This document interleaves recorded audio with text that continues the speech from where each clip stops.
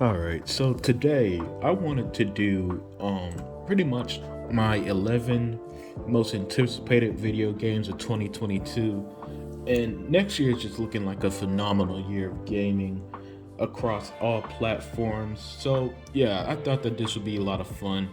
Uh, and starting off, it's Saint Rose reboot. I enjoyed the Saints Rose game, so I thought that gameplay wise, this looked good. Um, I'm still not 100% sold on just the style of it and all that. But otherwise, it looks like it's gonna be a fun open world style game that's right up my alley.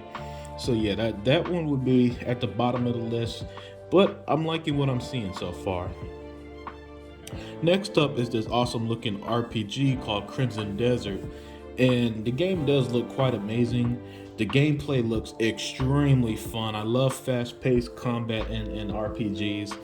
You know, games like Kingdoms of Avalor or Dragon's Dogma, where that combat is just so damn fun and really carries the game.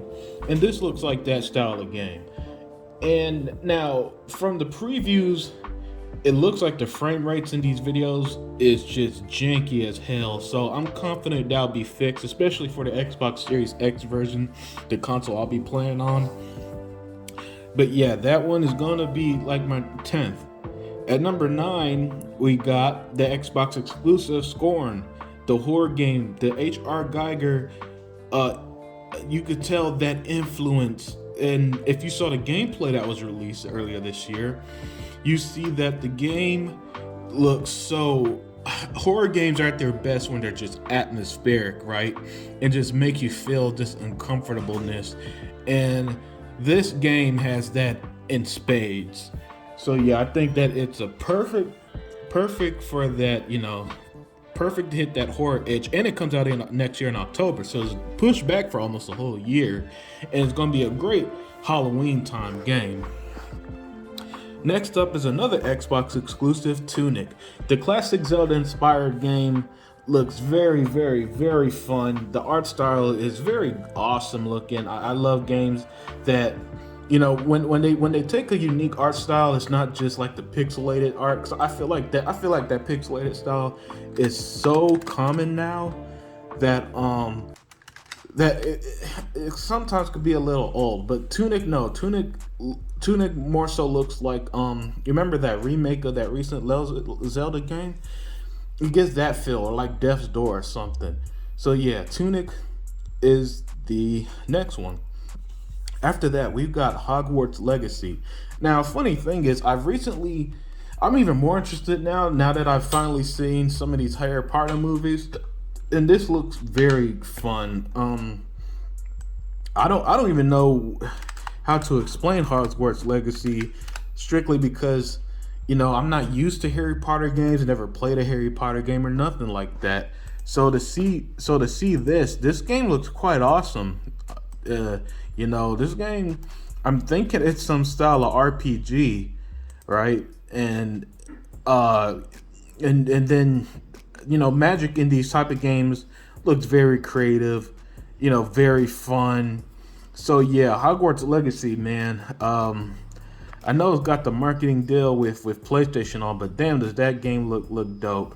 I don't know what it's going to entail, but from what I saw, hey, it looks like it's going to be a game that takes me by surprise. And not only that, WB makes a lot of great fucking games. At number 6, we've got A Plague's Tale Requiem. Amicia is one of the greatest video game protagonists I've ever played in a video game. Very rarely has I ever connected with a video game protagonist the way that I did with her. She was phenomenal. She was excellent. She was likable. She was brave. And this game is building off that. And it's building off that. You're seeing cool ways. For example, in the video, you see how she has a bow. She has I forgot what they're called, but it's like a bow and arrow with the trigger and stuff. So it looks like they're going to add some cool gameplay elements and their continuing story with her plight and so on. I definitely can't wait to play as her again and see where this goes going forward. Amicia is that damn good. Plague Tale Innocent was that damn good, and Requiem looked like it's just building off that.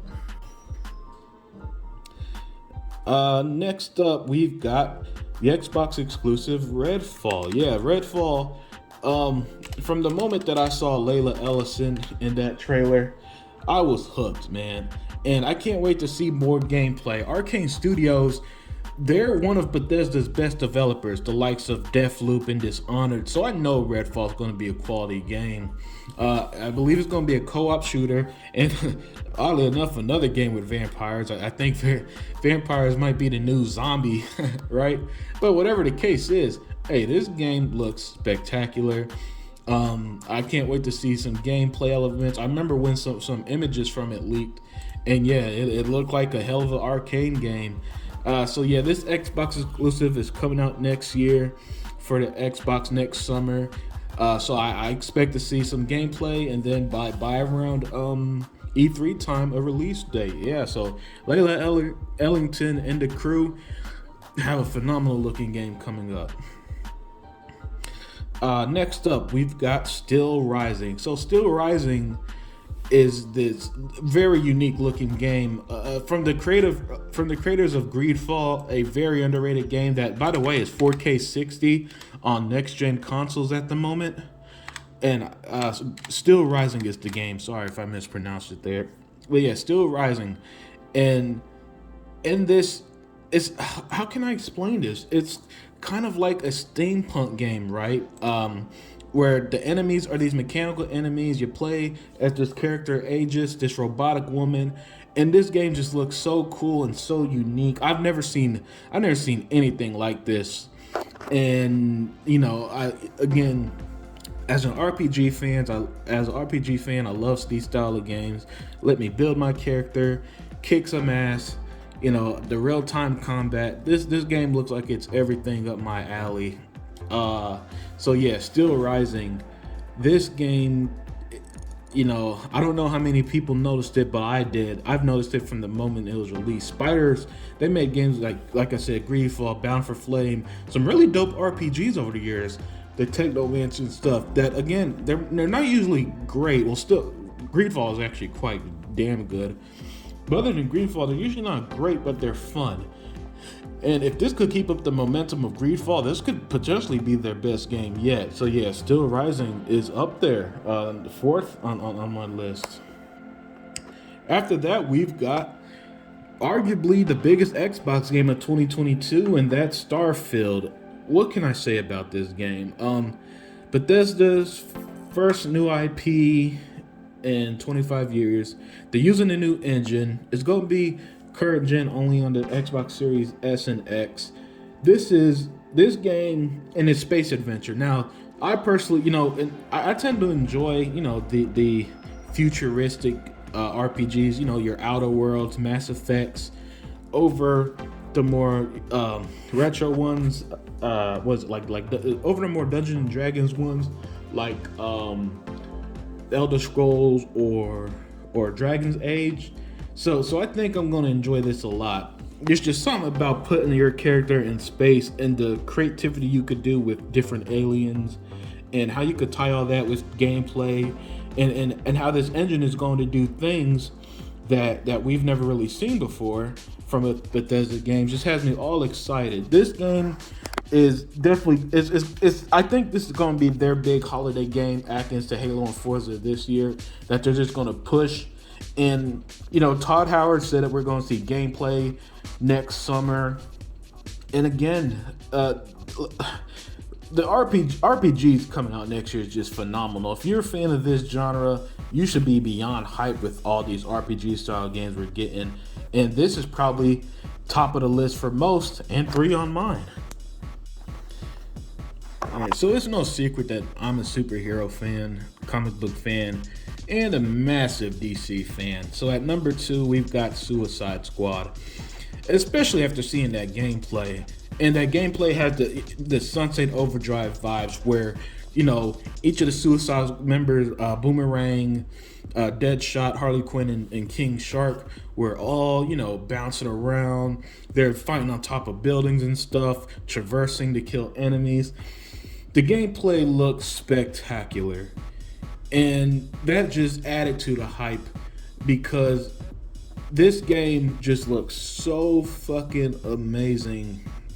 You know, these DC games we've been getting lately, Batman Arkham Knight, Injustice 2, now Suicide Squad, Wonder Woman in years, Gotham Knights soon. They've been just next level awesome on doing what, you know, the technology caught up to the imagination of what comic books could do.